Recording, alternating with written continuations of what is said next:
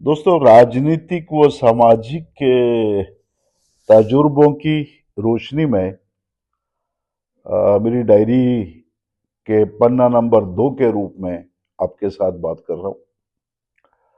अभी सुबह भाजपा के एक नेताजी का फोन आया। वो मजाक में बोले कि बंगाल भी अब हम जीतेंगे। और जाहिर सी बात है, जो लोग महाराष्ट्र, राजस्थान और मध्य प्रदेश और फिर हरियाणा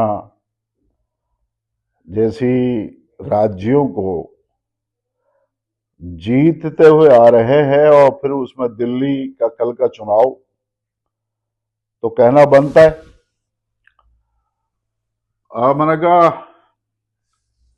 जीत सकते हैं। यही सूरत हाल अगर रही तो जीत सकते हैं।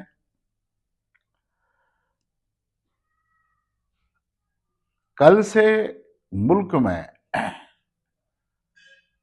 राजनीति के अंदर एक सवाल उभरा हुआ तो पहले से है, लेकिन कल से उसको बड़े पैमाने से देखा जा रहा है कि क्या अब भाजपा का ही राज रहेगा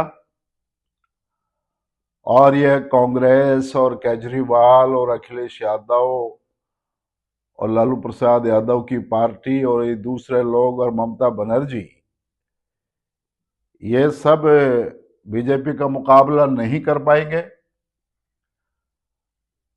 तो क्या 2050 तक या 47 तक की जो बात कही जाती है, क्या वो ख्वाब पूरा होगा? ये एक बड़ा सवाल है सियासत का। इस सिलसिले में कई बातें हैं, उन जिनमें से एक इतिहास का अध्ययन भी है। क्या इसके पहले भी ऐसा हुआ है? मैं संक्षिप्त में एक बात आपके सामने रखता हूं। इंदिरा गांधी के जमाने में जैपी का एक आंदोलन शुरू हुआ था और उस आंदोलन की झलक अभी तक देश में रही है। ये लालू प्रसाद जी, मुलायम सिंह यादव, चौटाला जी और ये चंद्रशेखर जी, देवे गौड़ा जी और दूसरे लोग उसी आंदोलन की पैदावार हैं अभी भी। ये तो लोकतंत्र के महत्व के खिलाफ बात हो जाएगी कि एक ही पार्टी का पूरे देश में राज होगा, और खासकर ऐसी पार्टी के जिसका अभी तक जो मुल्क की तामीर और खुशहाली के लिए जो योगदान सामने आया है वो पूरे मुल्क के सामने है।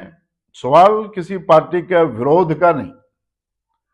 पार्टी कोई भी राज कर सकती है, लोकतंत्र है, लेकिन मजबूत विपक्ष ना हो तो ये भी लोकतंत्र की शान के खिलाफ बात है और अवाम की मफाद के खिलाफ बात है।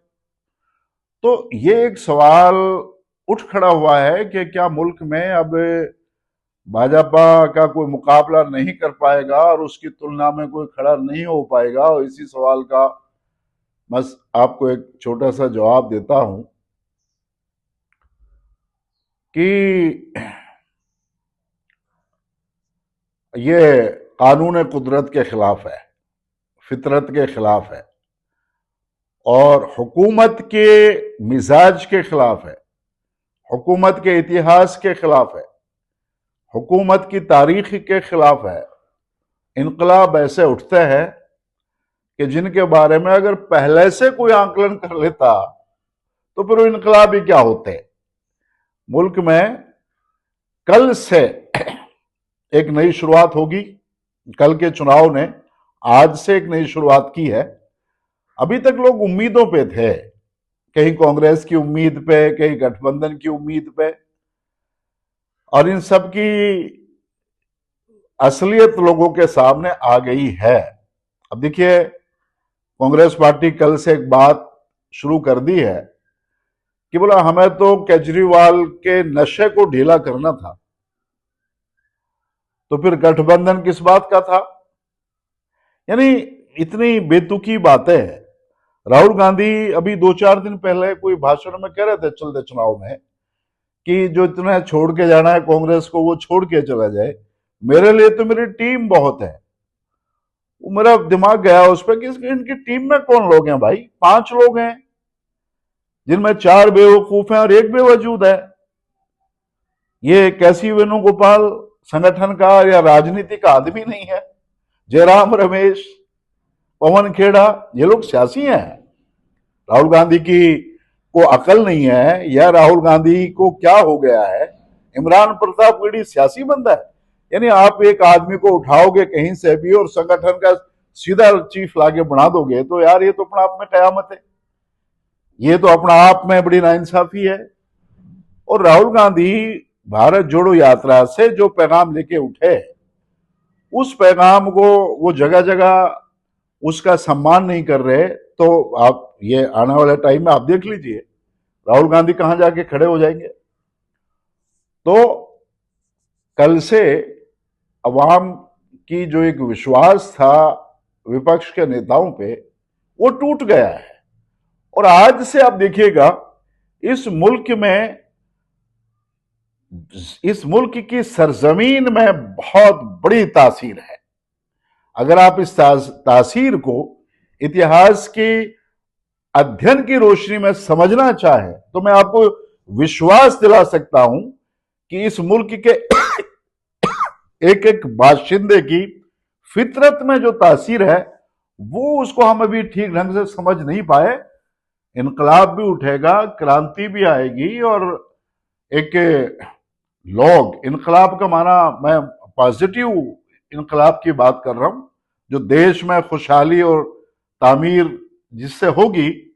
और मैं ये यकीन के साथ कहता हूं इसी मुल्क के नौजवान, इसी मुल्क की नई नस्ल, इसी मुल्क के समझदार लोग अगर इसी तरह सूरत हाल रहेगी तो मुल्क में तीसरी ताकत का वजूद बनेगा, विकल्प आएगा और बड़ा विकल्प आएगा और आंधी की तरह भाजपा की को कमजोर बना देगा।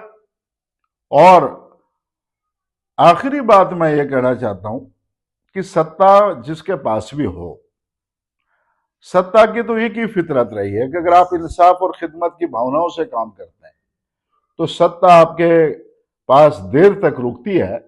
और अगर आप नाइंसाफी और आप पक्षपात की भावनाओं से काम करते हैं तो सत्ता का तो एक निजाम रहा है, वो जाने में देर नहीं कर दी।